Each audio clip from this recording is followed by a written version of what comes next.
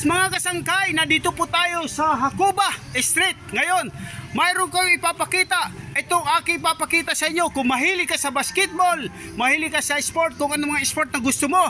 Ngayon, ipapakita ko.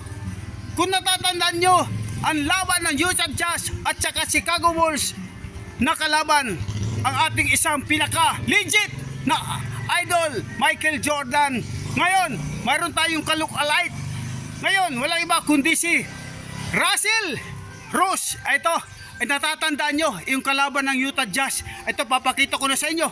Nandito siya. Ngayon, ipapakita ko yun. Dito lang kami, nagpangita. Ito, papakita ko sa inyo. Ito na siya. Ayan, di ba? Mas hawig siya ni Russell Rose. Ayun, doon sa Utah Jazz NBA. Ayan, ito yung ating isang kaibigan. Napaka mabait. Ngayon, nakilala ko dito sa Cuba. So ngayon, kung hindi ako nakauwi dito sa probinsya ng Isabela, hindi ko siya makikilala. So ngayon, kayo, kung mahilig kayo sa mga sport, hulaan nyo kung sino talaga ang pinaka lookalike niya. Pero sa akin, Russell Rose, ayan, sa NBA, doon sa Utah Jazz. Sinabi ko na sa inyo, ito, kung makikita nyo, ano masasabi mo? Ay yung lahat ng mga humahanga sa iyo. Sa lahat ng sa lahat ng mga fans ng mga sport, kung sino man ang ano, pero ako, fans ako ng ano, Pure Foods Magnolia Hot Shot. Yan. Ito, meron tayong isang pinakasikat na lookalike.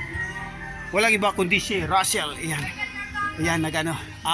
Ito, talagang ano, tinan mo, napakabait talaga ito. Yan, ito ang aking kwento ng parto about dito sa aking kaibigan.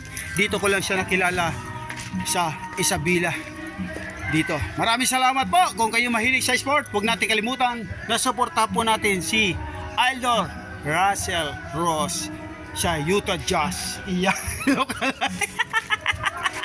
Look-alike talaga. Yan, talaga ka-look-alike talaga pag gumiti, ganun talaga yung mukha.